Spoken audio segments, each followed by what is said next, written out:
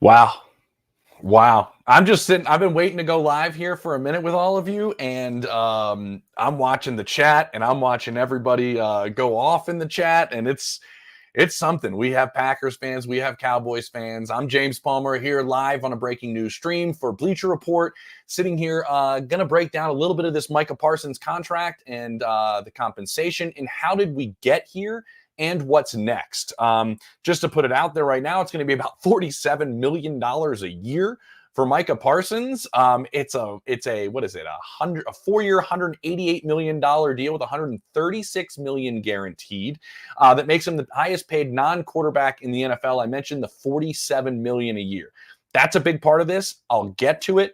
The Packers, they end up sending, I believe it's Kenny. I'm going to look at this up again. Kenny Clark and 2 first-round picks to the Dallas Cowboys. Now, we knew that this was going to be somewhat in the realm of the Khalil Mack trade. I've been kind of saying that if there was a trade going to happen, that was kind of the compensation and the parameters of what the trade would be. It's pretty similar. There were some other picks exchanged in that, but this is, a player, 2 first-round picks, which is a good player, and Kenny Clark, by the way, and that they wanted some sort of good defensive player to come back and return as they're losing Micah Parsons. And really, the main part I want to state first is this. There were people in the Dallas Cowboys building that I've spoken with that have believed for some time that this is probably the right move. And it's for several reasons. And let's go through it there. And then we'll get to the Packers and also how we got here. Why the Cowboys think this eventually, some people, not everyone, thought this could be the right move was you can pay blue chip players, right? That happens. Philadelphia pays a lot of blue chip players. But can you pay 3 players record-breaking contracts essentially at their spots? And that would be Dak Prescott, CeeDee Lamb, and Micah Parsons. And can you do that and be that top-heavy and make sure you can put together the rest of the roster as you want it to be? That was in consideration. When you look at those 3 players, what are you getting from each one of those players? How are they as teammates? How are they as workers? How are they as in the respective position to help you going to win in the long term, in the locker room, on the field, off the field? And you already paid the first 2. I think all of that comes into fruition as well. And so when Dallas finally makes this trade, my understanding is there are people going, we thought this was a possibility. There's some ways we could look at it and go, yeah, that could maybe be the course of action that we should follow for the best, future of our franchise. But nobody thought that Jerry would do it. Really, nobody thought Jerry would actually go and do it. And I did a stream on here, my weekly stream on Wednesday, and people were talking about the Packers, and I said they're interested, for sure. I said other teams are interested. But what teams were getting just 36 hours ago was like they were calling, they were interested. They didn't seem like they were getting anything from the Cowboys side of things until today that the Cowboys were interested. I think it kind of switched from Jerry and company picking up the phone and hearing teams, but not really leaning into anything that would be, any sort of trade discussions or gave any teams the impression that they were going to trade them. That kind of changed today, obviously. And they knew who was interested already, and that's why things can work a little bit faster. But then their mindset on the trade thought started to change. And if we want to read the tea leaves, yesterday I was telling you how things changed with Brian Schottenheimer, just yesterday. And he was originally very confident Micah would be on the field for week 1. Then that transitioned to him being less confident Micah would be on the field for week 1. Him having long conversations with Micah. It was starting to turn. And we talked to you on here a lot about how this was different than the CeeDee and Dak deals. And let's get into that. CeeDee and Dak did talk to Jerry Jones in their negotiation process. Maybe where things are a little bit different, possibly, are CeeDee and Dak never talked numbers. CeeDee and Dak made it clear that they wanted their agent involved right from the jump. Not to say Jerry's right in this, where he wants the agent to be involved and that he believes that him and Micah had a deal and shook hands on it. But I think the context of the meeting, to my understanding, with CeeDee or Dak or Micah's a little different than the other 2 when the meeting happened, kind of that Jerry believes an agreement was negotiated upon. Now, Micah has the opportunity to include his agent for sure. That's legally should happen. And he said in his statement that he never made demands, only asked for fairness and for his agent to be included. And I think that is fair, and that's probably roughly accurate. But I do believe that this is Jerry Jones, old school Jerry Jones, standing by what him and Micah talked about and Micah saying, well, I want my agent involved, and I want to make sure that it goes my way. And with the Dallas Cowboys, what Jerry believes is the right way is usually the way the Cowboys operate. So we have been telling you on these streams and probably anywhere else you get your information that the sticking point always was, and the reason Jerry wouldn't talk to David Mulugheta for lengthy periods of time was because he truly believed that that conversation with Micah was a negotiation for a contract. And I think it was somewhere around like 41, or it would have made him the highest paid player. I think once it started changing after that, and Dave Mulugheta gets involved, and Micah kind of changes his tune, and things kind of alter, it starts to jump to 45. And then Dallas starts thinking, is this the right place to make this deal? Or should we kind of reload with these 2 first-round picks and get Kenny Clark and kind of find a way to pivot off of this when the numbers started getting much higher? The communication didn't really happen. There wasn't a lot of it. And so Jerry sticking to his guns back then really is, in my opinion, kind of how this deal really ended up happening, is because Jerry never changed his stance on what he believes, whether you believe it or not, or I believe it or not, what he believes was agreed upon in that meeting with Micah Parsons. And so once numbers changed and the context changed, I think that's when this started being very different than, say, CD's deal or Dak's deal. And so I think this comes down to what was best for their entire organization after going through all of this. There's no slight or thought process that Micah's not outstanding. I put some numbers out earlier on Twitter when we kind of knew, as a precursor a little bit, kind of knew that a deal could possibly happen. It's him and Reggie White that have more than 12 sacks in each of their first 4 seasons. That's it. Ironic that it's Reggie White, and Reggie went from Philly to Green Bay, and Micah was supposed to play against Philly, and now he's going to Green Bay, and he'll see the Eagles in the middle of the season. But it's kind of like, is this going to be the same type of, people in Green Bay are probably thinking it, same type of recipe that they saw out of Reggie White's arrival there. There's a lot of success there. I think for Dallas, before I get into some other aspects of what Micah had, for Dallas, they're a different defense without him. Now, very few games that they played without him. This is for Packers fans too. He only missed 5 games in his career so far. 4 of them due to injury, 1 due to COVID. So he hasn't been off the field a bunch. The crazy part is nobody's pressured the quarterback more than Micah Parsons since he came into the league. 335 career pressures since he came to the league in 2021. He is the number one guy at pressuring quarterbacks in that sense, and it's how he's used as a big part of it and how he's moved around. The craziest part about it is he's 30th in pass rushing snaps, like 30th in pass rushing snaps, and first in pressures on the quarterback since he's been in the NFL. I mean, that's pretty remarkable in a sense that he can get after the quarterback with that type of consistency, even when he lacks some snaps. And speaking of lacking some snaps, I think the back is probably going to be healed. I think the back tightness is probably going to go away. Now, is he going to be ready for week 1? That's very much in question, I would say. There's a couple added days because the Packers don't play on opening Thursday. So there's definitely some added days for him to get ready. Could he be used situationally? We'll see. We'll see what Matt LaFleur says. We'll see what they believe he's going to go out there and do. But we'll see how quickly they can ramp him up. The good thing is when you're a pass rusher, you can pin your ears back and go after the quarterback in a situational type of spot. You can just attack left tackles or right tackles or however you want to go about it, because Mikey can move around, and you can play third downs until you're up to snuff, and you can find ways to be on the field. It is the one thing that you want to concern yourself with is you do this deal, you give up this compensation. The Packers are a legitimate threat in the NFC. They already were, and they are so even more so now. You don't want a soft tissue injury happening to Micah Parsons, and you ramped him up too quickly, and you rushed into this too quickly, and he's off the field at some point for you in this first season. Obviously not what you want. To recap, Micah Parsons traded to the Green Bay Packers. It was kind of the one team that we were hearing publicly. By the way, Brian Gutekunst talking the other day, he can't talk about Micah Parsons. You can't talk about players that are under contract on other teams. So if you're curious about what he said the other day about Micah, when he was asked about him. You really can't comment on those guys. The other part is Micah said that he loved playing in a statement he released on social media, loved playing for the Cowboys, growing up in Harrisburg and, playing at Penn State and wearing blue and white and kind of similar colors, he said, when he got to the NFL. He's going to continue to live in Dallas, try to continue to give back to the community, try to give everything he could on and off the field there in Dallas. But now he's ready to move on and turn the page and be a Green Bay Packer. And so now the Cowboys pivot. It's interesting to see them pivot defensively because of where they stand and Jerry's age, and it's a little bit of a rebuild on your defense. I do think it's interesting because I did see this.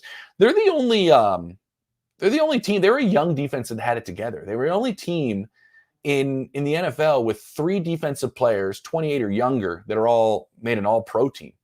And now they just have 2 of them. They still have Bland and they still have Diggs.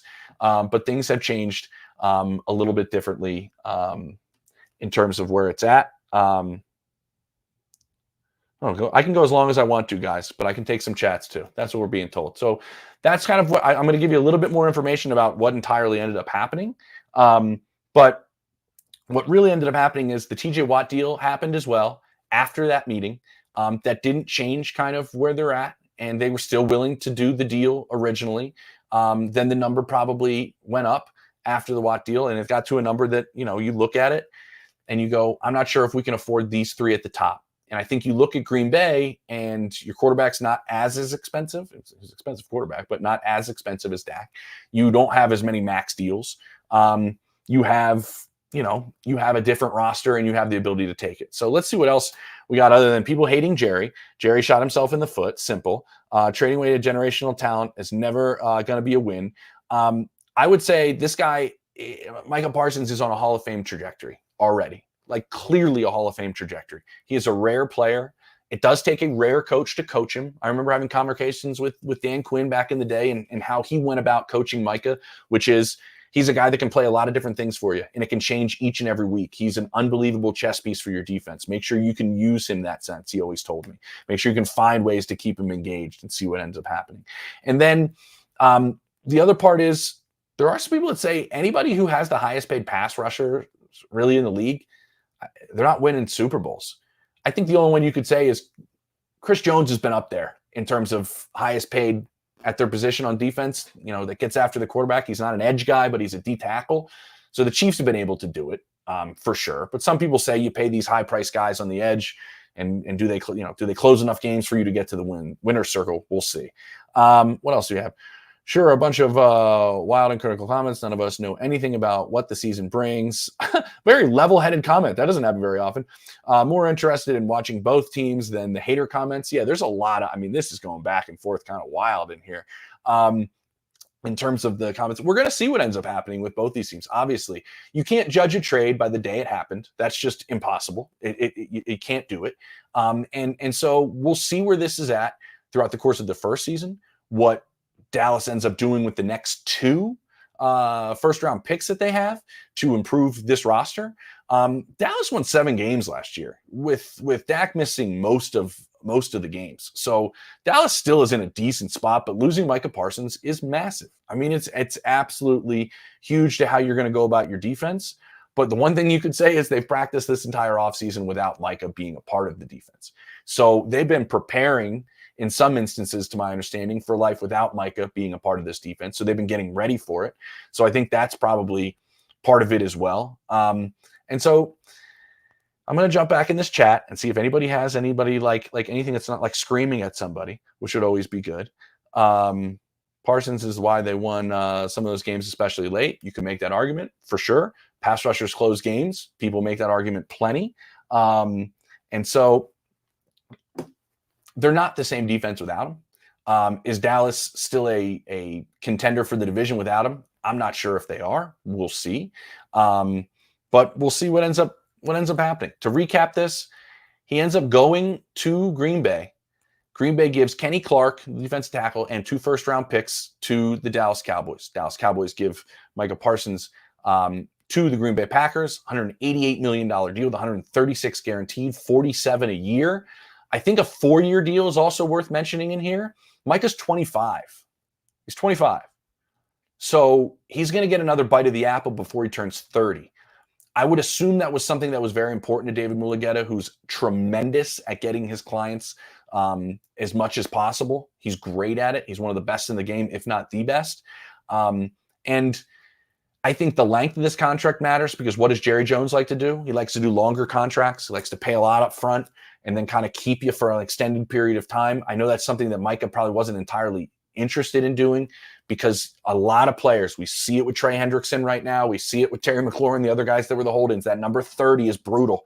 And so getting an opportunity to have the ability to get another contract after this, when he's getting roughly 47 a year, it doesn't, I mean, already the 24 that he was going to get is already part of that. So that's kind of where it's at. But that's kind of where it's at right now. And so it was funny. I was talking to Zach Berman from The Athletic, who's a friend of mine who covers the Eagles better than anybody. And we were talking about how the Eagles were preparing for Micah Parsons. And he said they were talking about it. They had plans for it, but they were planning to, not face him as well. But in our conversation, he mentioned Detroit and Green Bay being real contenders in his mind for the NFC and the biggest threats to the Eagles. I think this makes things, different in Green Bay. I think you have to remember when we've been doing these streams for over a year now, guys, and I think I was talking to you around draft time, around free agent time, I think specifically, and everybody on here who was a Packers fan was saying like, hey, Packers got to go get a pass rusher. And there was a lot of rumblings about the Packers wanting a pass rusher and the Packers being, interested in another pass rusher around free agency. They didn't get one there, but they got the big one now. And so that's kind of huge.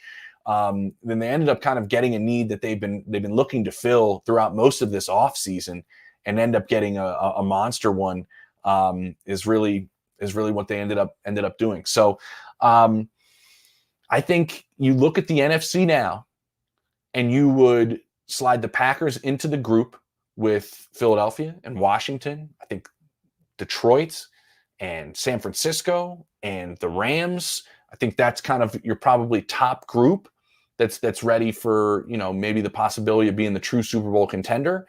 This changes things. It really does. And I think it changes things in the division for Green Bay.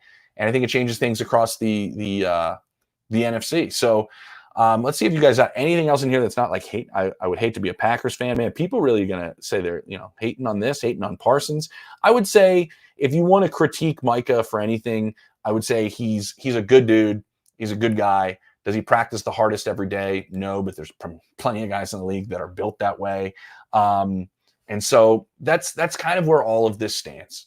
If you guys got anything else, I can probably bounce after this and just see if you have anything else. But again, this kind of played out differently than we always thought. We always thought it was different than CD and Dak, and it ends up being different than CD and Dak. A lot of people in that Dallas building didn't think this was going to happen. It ends up happening. And so Jerry ends up pulling the trigger.